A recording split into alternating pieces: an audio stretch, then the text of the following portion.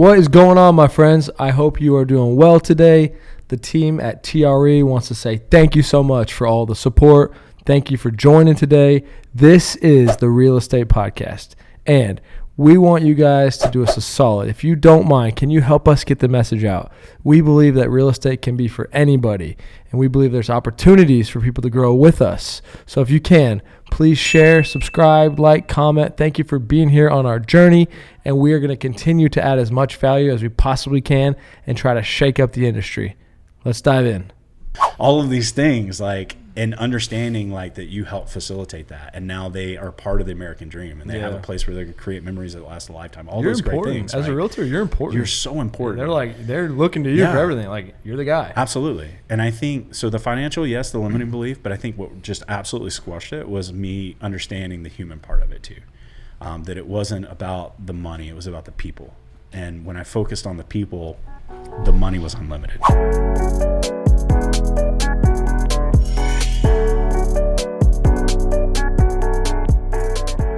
Get it, baby. All right, guys. Welcome back to the Real Estate Podcast. We don't do a lot of these days as far as interviews, but we're really excited. Matt Teifke, Alex Kaufman at the TRE HQ, and we're pumped up. Thank you guys for joining. Before we dive in, we got a great episode. If you can, make sure to comment, share this with your friends. Let us know your opinions as we're going through this. But we have none other than Big country, baby. Jonathan Richards, Big Country. Somebody that we've known for 5-6 years, been in the industry for a while here in Austin. We were running around, seeing each other. I was always loving what he was doing, and he was very involved at a high level in leadership positions. And as we've been trying to build our business and try to get the right people, finally the stars aligned, baby. It is 2 months in, but we're going to go take it back a little bit, dive into your background. The whole concept here is easygoing conversation, provide value to entrepreneurs, dive into people's backgrounds and stories. And if you don't mind, man, tell us a little bit about growing up. Just start from the beginning. Where are you from? Lay it all out, baby. I feel like I need a couch to lay on when I start telling my story. I was born in a small town in southeast Texas, right outside of Beaumont, a little town called Mauriceville, Texas. Very small town. We had a stop sign. When I got to middle school, we had a Dairy Queen, which was all the rage. And my parents bought this little tract of land right before I was born. It had a railroad track. It was huge trees. And my dad was a very hard worker. He believed in doing everything himself. And so he cleared the whole property, covered up the railroad tracks, built the house. He did everything from the ground up. And so, growing up for me was all about the hard work and learning how to, live off the land and be independent and not depend on everybody else. And there were a lot of life lessons growing up that we could go into and probably be here all day talking, but that's how I grew up. Very small town. I think we were joking yesterday at a happy hour, and I was like, "Did your people drive tractors and four wheelers to high school?" Mine did. If you went out in the parking lot, there were tractors and four wheelers. So it's very, very country atmosphere and very small town living, slow life. You just accepted it for what it was. You knew everybody, you helped everybody, and everybody was on the same team. So that's great. Yeah, it was different growing up, but I would not trade that experience for anything. How big was the piece of land? Was it So the original tract they bought was 5 acres, and we literally the front 2 acres we lived on, and then the back 3 acres was just a pasture. And so growing up, we had horses and cows and goats and all kinds of stuff. And Dad was always trying to be a farmer, but he wasn't real good at it. And so so we had all that stuff growing up. So it was kind of cool to grow up around that stuff too. The Big Country name is real. It's real. Actually Big Country. Yeah. And you're a big dude too. Yeah. So I've never heard of covering the tracks. Is that you're just burying the train tracks? So he had to pull them up because they ran right through the middle of the property. And so the train track had been decommissioned, so there weren't any trains obviously going on it. And it was really old school. So, train tracks are normally built up with rocks, and there's a ravine or whatever you want to call it. These weren't. These were literally just tracks that ran across the land, and so it was really interesting. And if you still go to that property today, we owner finance that to a young couple that's buying it from us right now. Cool. But they, if you go there now, you can still see where the tracks used to be. Like it's very prominent Wow. in the property, but he spent a lot of time working that land and that property to like get it to what it is today. So pretty cool. Yeah, man, that's awesome. So let's talk about some of those lessons, right? Like what kind of lessons? I mean, you know, do you have siblings? Mm-hmm. You out there on your own? Like, what did that look like? So I was an only child. My mom, unfortunately wasn't even supposed to have children. They used to call me the miracle baby because I wasn't supposed to happen. And then I did, and everybody's like, what? And then she couldn't have any more. So it was literally just me. You know, I grew up very lonely. We lived in the middle of nowhere. The closest neighbor was 1.5 miles, 2 miles down the road. You know, so riding backs for me was riding on dirt roads, not on sidewalks. Mm-hmm. And so it was an interesting way of growing up, but I learned a lot from my dad that I didn't really, it's funny, you know, when we get older, we realize the life lessons we learn from folks that have been in our past that we didn't really realize in the moment. Right. Sure. And so, you know, the value of hard work and the value of being there for everyone, giving the shirt off your back if you have to, last penny in your pocket, whatever, to help somebody else. There were just so many lessons around that. And then also too, just to understand that you don't need money, you don't need monetary or fancy things like to live a really good life and a really happy life. Mm-hmm. You know, my dad worked really, really hard. My mom did too. They both did. They both worked full time. I spent a lot of time with my grandparents growing up, which is good. I think that's missing from today's society, kids being able to spend time with their grandparents. But you know, I wouldn't trade it for anything. And I watched them work. I watched them hustle. I watched the sacrifice. And as I got through school, like there were different interests that I had, like music and things like that. You know, and all my friends' parents were buying them instruments and all this stuff. And my dad's like barely getting by, but he found a way to provide for me and like get me the things that I wanted and so that I could be successful. And so all of those lessons like accumulated into what that I believe in today and how I try to live my life. And it's crazy because sometimes I have these little flashbacks, right, where I go back in time and I remember like a specific moment. I used to tell a story that my grandparents lived in Nederland, which isn't too far from Mauriceville where I grew up. And this storm had come through and they had a chimney on top of the roof and it was like all these stones, right? And the storm had come through and knocked one of the stones off. And so they had this huge stone that probably weighed several hundred pounds. I mean, this thing was huge, right? And so they had the stone and it was on the ground. They were trying to figure out how to get it up to the roof. And my uncle and my dad's brother and my dad and my grandfather were sitting around trying to figure it out. And they were all like, oh, we're going to get this pulley system. We're going to lift it up or whatever. And my dad just got super frustrated because everybody kept going back and forth. My dad reaches down, picks this thing up, throws it on his shoulder and walks up the ladder and puts it into place. I mean, we're talking like 700 pounds. And he come back down the ladder and he looked at me. He said, when you want to do something, just do it. Talk is too much. Just go do it. And so like little things like that I learned from him has really helped me and shaped me to who I am today. Yeah. And I wouldn't trade that for the world. Yeah, when you're a little kid and your dad does that, you're like, is my dad a superhero? Yeah, seriously. Like, and I wasn't there for that moment. My uncle told me that story after my dad passed. There's so much about my dad that I didn't know. Yeah. And I didn't learn until after he had passed, which has been cool, but also kind of like frustrating because I wish that I would have known some of those things because I didn't have the best relationship with him, honestly. And I wish I would have. I wish I would have known those things and realized what he was trying to teach me and who he was trying to make me into. Yeah, and I'm sure, you know, on a deep level, like he'd be so proud of you. And he probably never got to realize, in a sense, what he passed on to you as well. Yeah. Which he would. Absolutely. That would probably be the most proud thing. Yeah. Right? And my mom too, you know, I'm fortunate my mom's still here. She's healthy. She's happy. And it was weird between my parents because my dad was always kind of like the realist of the family. And my mom was always kind of like the dreamer. Right. And so, you know, mom was a lot more, when I got in trouble, mom's who I went to because I knew dad was going to be mad. Right. But I knew I could go to mom and mom would understand, you know, it's like I got my ears pierced in college and back then it was cool to have like one earring. Right. And so I remember coming home, I was working at a bar and I came home really late, woke up, forgot I had it in my ear, and I woke up and my dad was sitting in the living room and just got super mad. Like he was super old school conservative, like, you know, no tattoos, no ear, like, you know, you're a man, like be a man, you know? And so like, I remember him getting like super, and then like he went outside and was like pacing up and down the driveway and calling me names and all kinds of stuff, trying to figure out how he was going to deal with it. And I remember my mom just sitting in the living room and laughing, and she was like, "It's going to be okay, honey. I got you. Don't worry about this. He'll be fine." You know? So it was a good balance growing up. And I learned a lot from my mom too. My mom has probably one of the biggest hearts of anybody I've ever met. Like she believes in people. She loves people. She will feed an army if it'll make a difference. Like she lives out in Sun City. She's constantly making food or dinner for everybody out there. And she just cares. Like I got that part of me from her. Interesting balance. It's a huge balance. I'm glad you called out the earrings, because you got earrings, you wear a couple rings, you got some tats, like big country, but then you got this little like music side, different dynamic going on. It's pretty cool. Yeah. You know, I learned in business, you know, I share with the agents here at TRE sometimes about limiting beliefs, right? And one of my biggest limiting beliefs was that I wasn't educated or smart enough to be successful. And my dad and my grandfather put that limiting belief in me, because they said, if you don't go to college and you don't get a degree, you'll never make any money.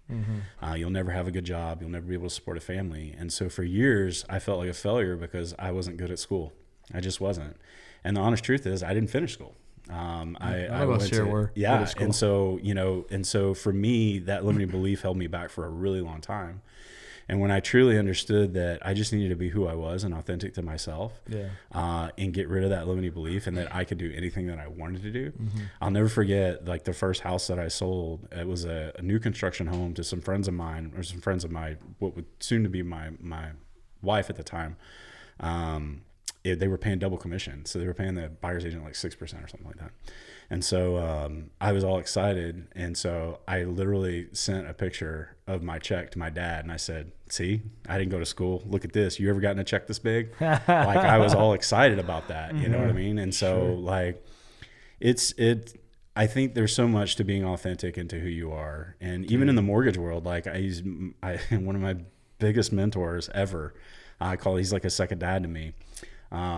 He used to tell me, because like I even went to him like before I started getting tattoos on my arms, and so I'm like, "Can I get these? Like, is this gonna make me a bad person in business, or people want to do business with me?" And his comment was, well, he was kind of like iffy on the subject. And then I started thinking about it. I was like, you know what? Like, if people don't want to work with me because I dress a certain way, or I have tattoos, or I talk a certain way, or my name's Big Country, then I don't want to work with them either. Yeah.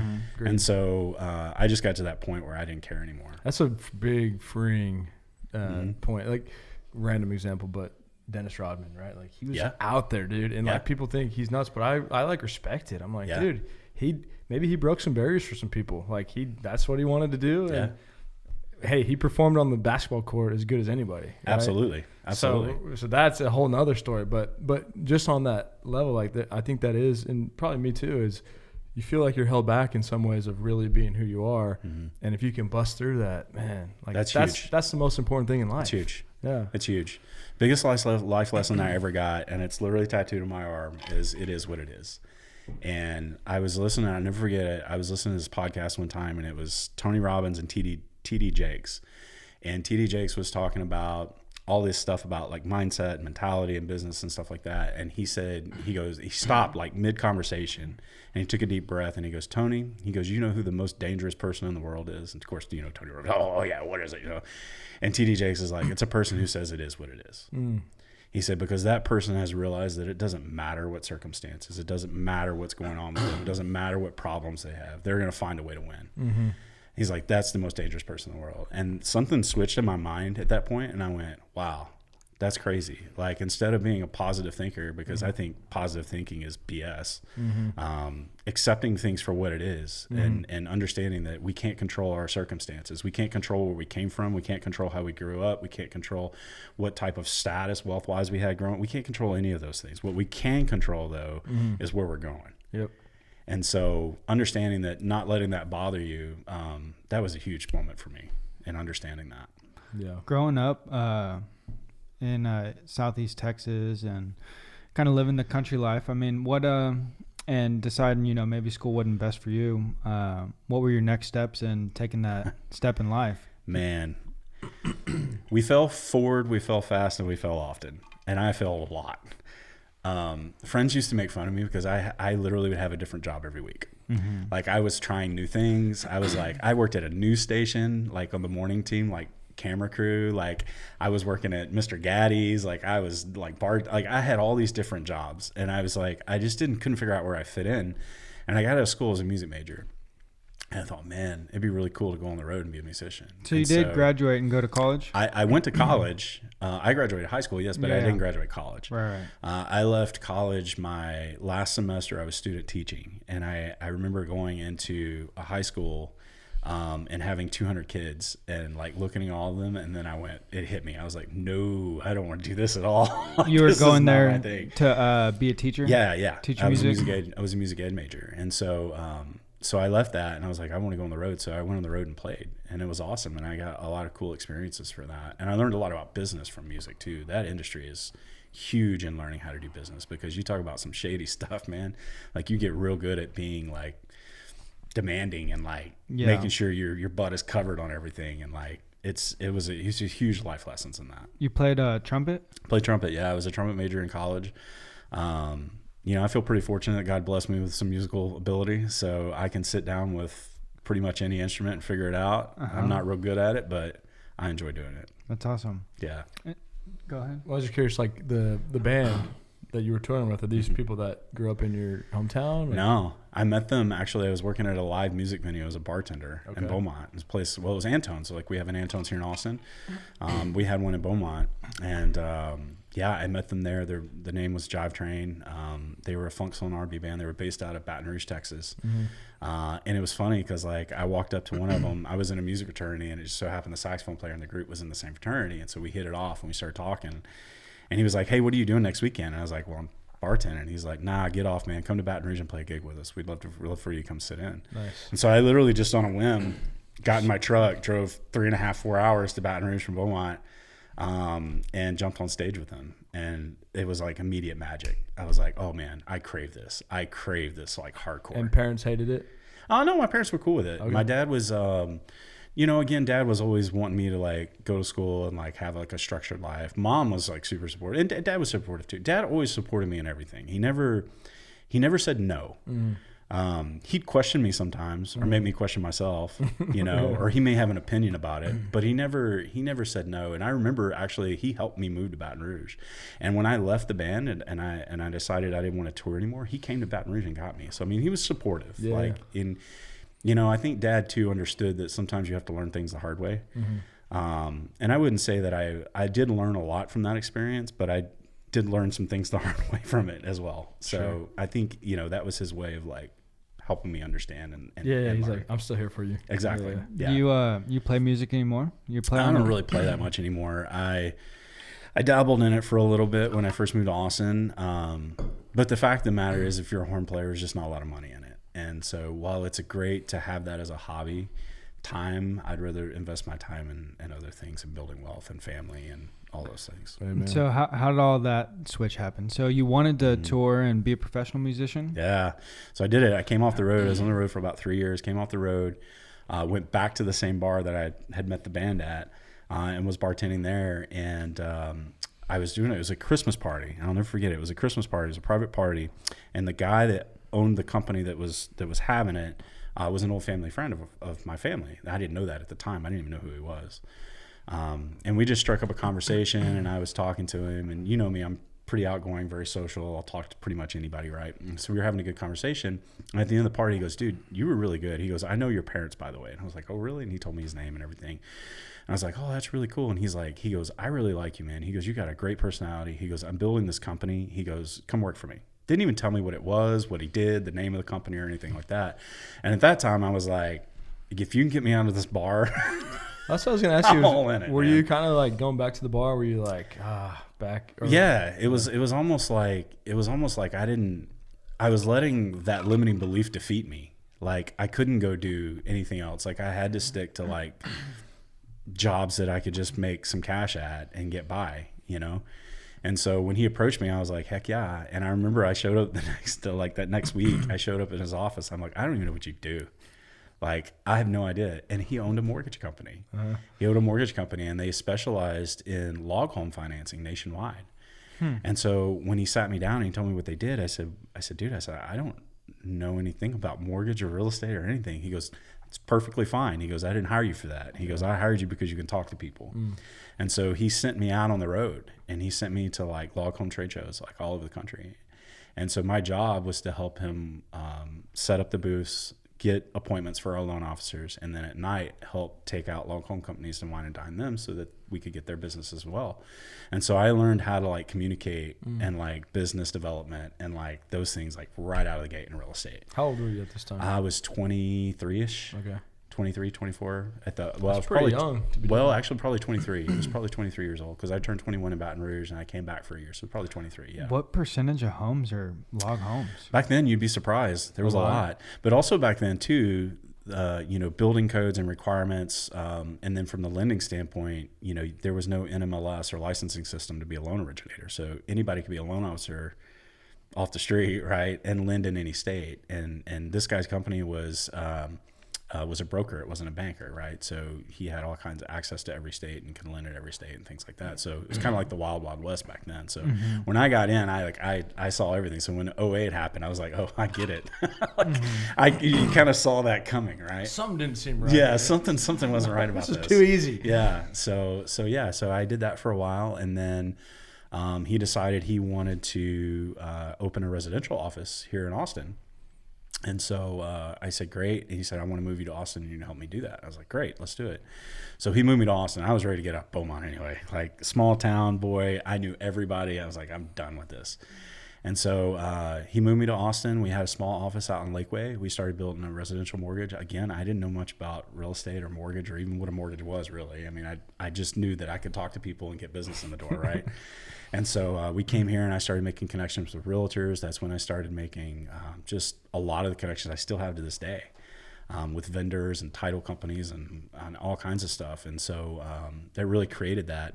Hurricanes Rita and Katrina came through and wiped out kind of his home base there in Southeast Texas. And I knew that he was struggling financially. And so we just had to come to terms. I had to leave. And I'm so grateful for that because it really launched me into what I do today. Yeah. Because I said, you know what, Jonathan, like, I'm making money. I'm doing what I want to do.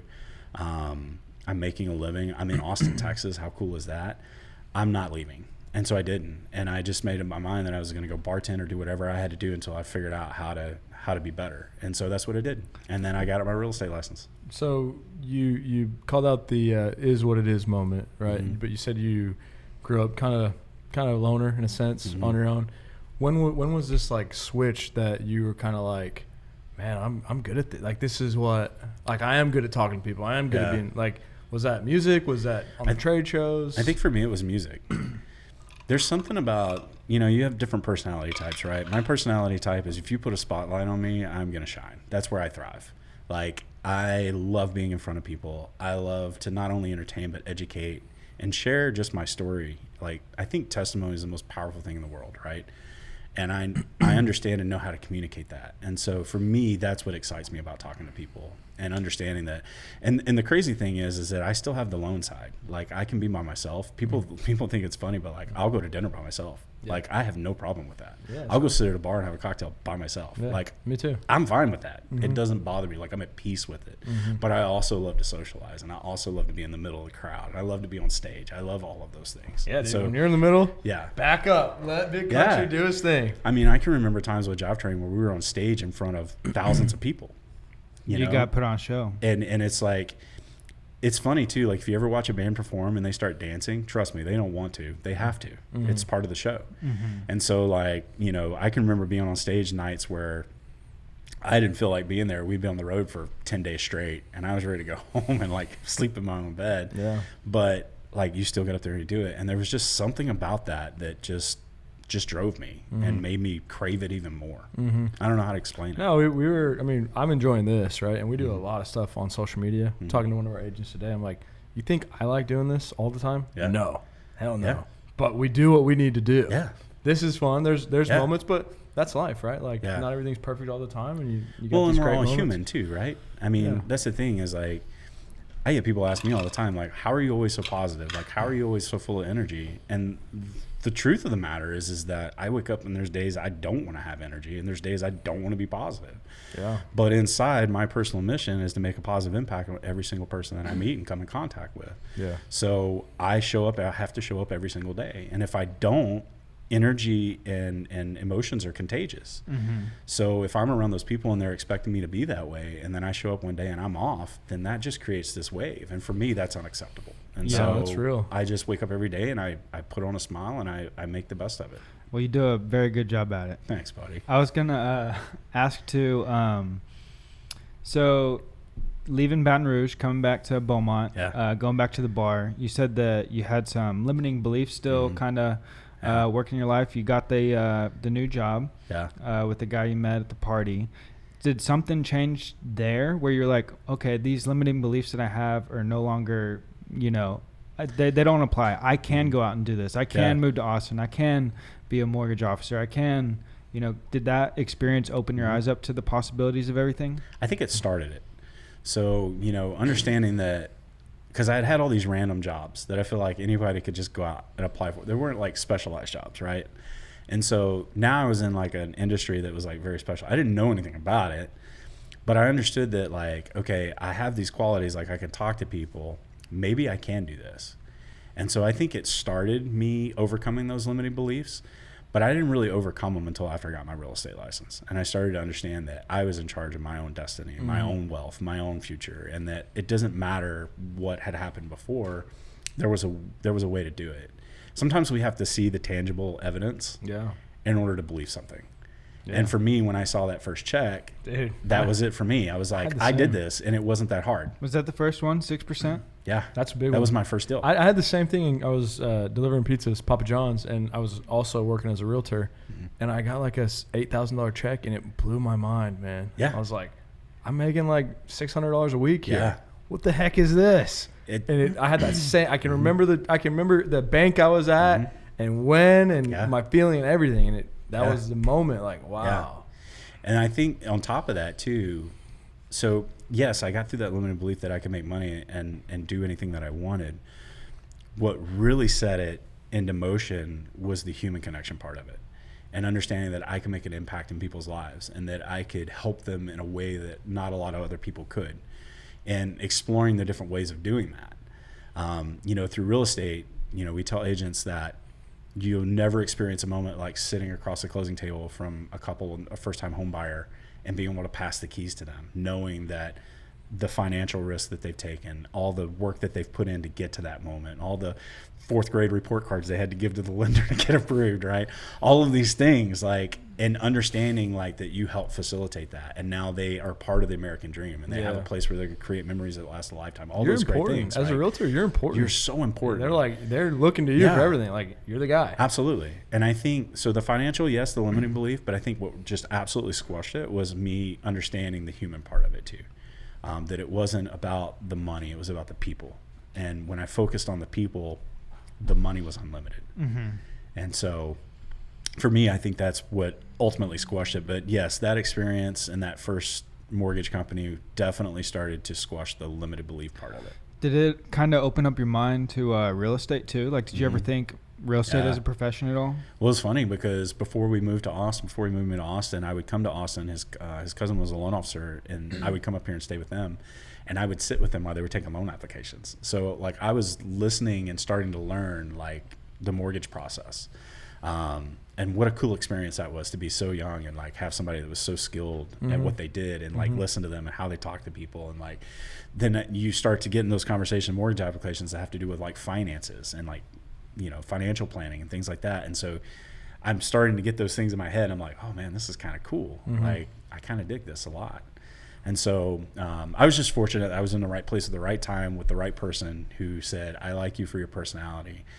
And he told me one time, he's like, I can't teach personality. He goes, I can teach anybody how to do a mortgage, but I can't teach personality. You got the personality, I'm going to teach you how to do the mortgage. And so that's ultimately what happened. And other things too. Discipline, showing up, 100%.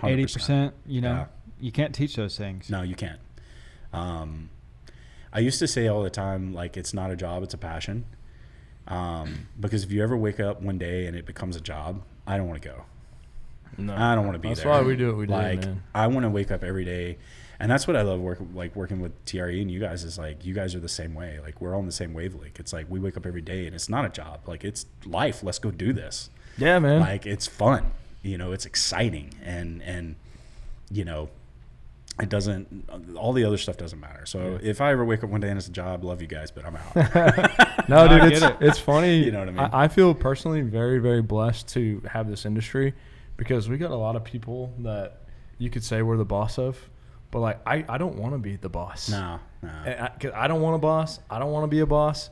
But we're blessed to be in this industry where, like, we can be around a lot of people and be in control or be the broker. But we don't have to tell them how to do things and what to. We can give them advice and all this stuff.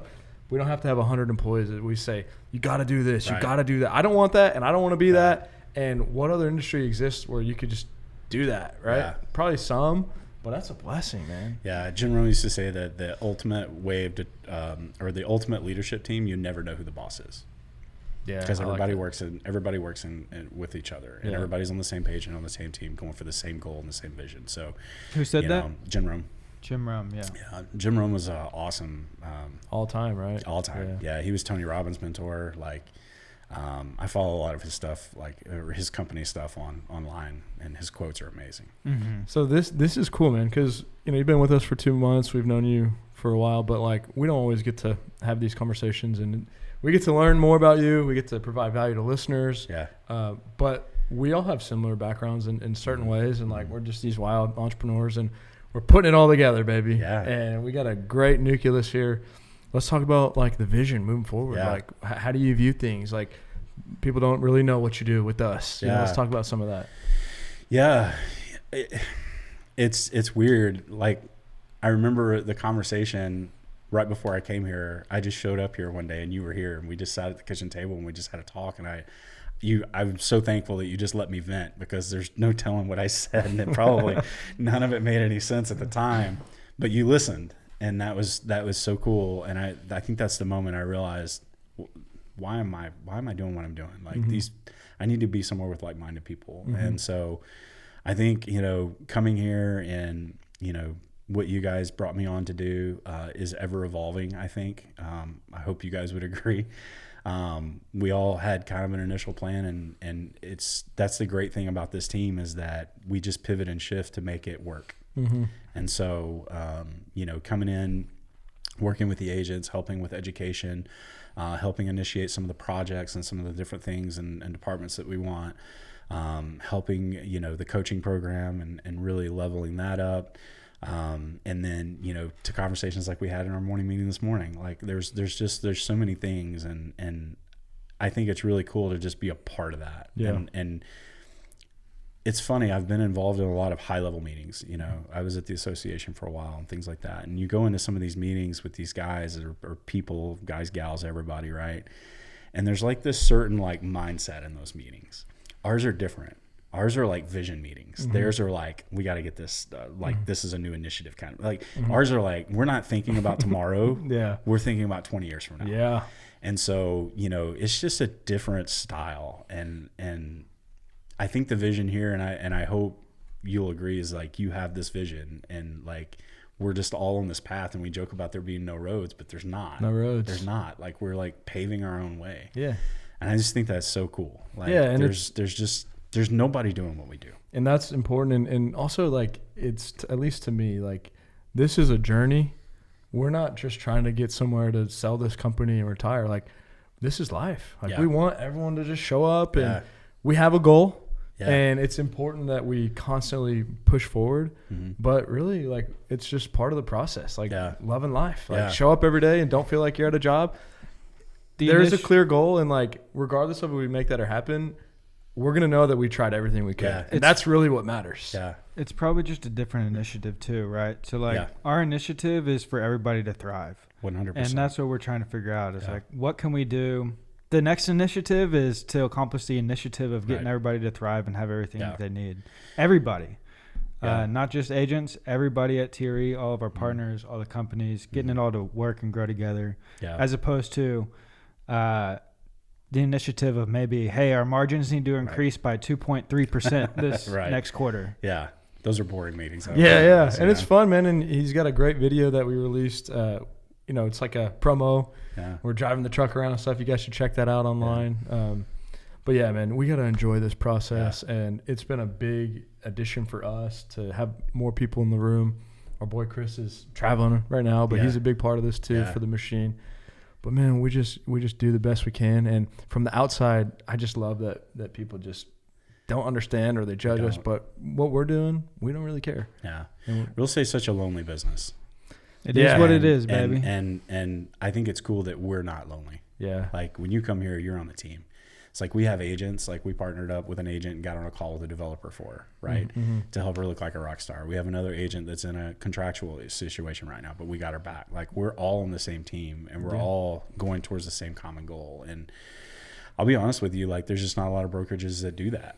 And we also teach wealth. There's a difference between being rich and being wealthy, right? Rich is how much money you got in your bank account. Wealthy is how much money you got coming into your bank account every day, right? So we teach the wealth part of that, and you guys teach investing and like how to work on real estate and in real estate, and like that's just huge. Yeah, and it's fun. We had a girl yesterday who wanted to offer on a house. She was going to go 10,000 below ask, and I was like, hold on.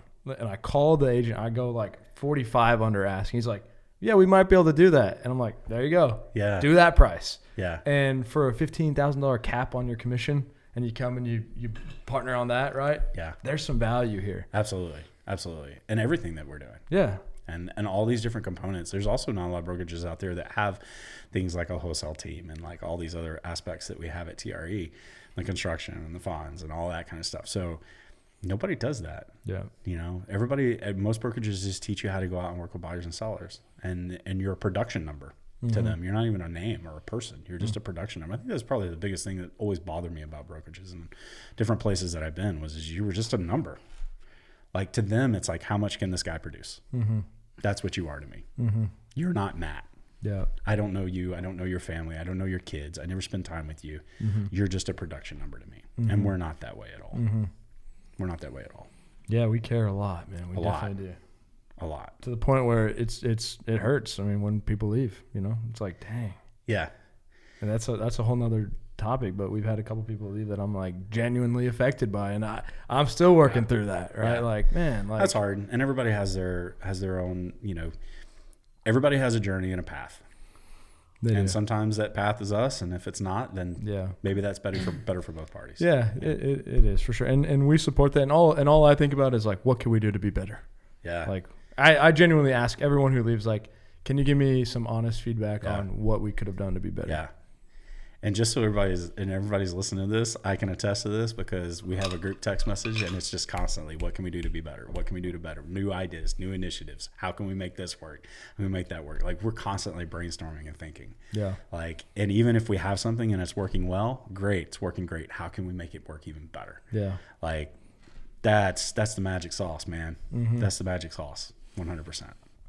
I love it, man. I love hearing the background. Like, I'm just thinking there are a lot of these similarities. I remember you always jamming on your keyboard in Corpus. Like, you're playing music. I'm playing my guitar. Like, we're out there. We need a TRE jam band, man. Yeah, dude. John Michael. Yeah, man. He was touring doing, do it. I think he was doing death metal, like hardcore. Andrew plays the spoons. Yeah, those spoons. I dig it, man. Yeah, washerboard. Come on with it. No, I think music was awesome, and it's such a I love music because it's a universal language. Like you can go to any country, and if you don't speak the tongue, like you can listen to a song and have the same emotions as that person. Dude. How cool is that? Yeah. Like that's why music always just really got to me and why I was so passionate about it. Like, like it's just a universal language. And discovering that, like for me, every now and then I discover a new artist. Yeah. I'm big in, I like all kinds of music, but I really do like old school, like country.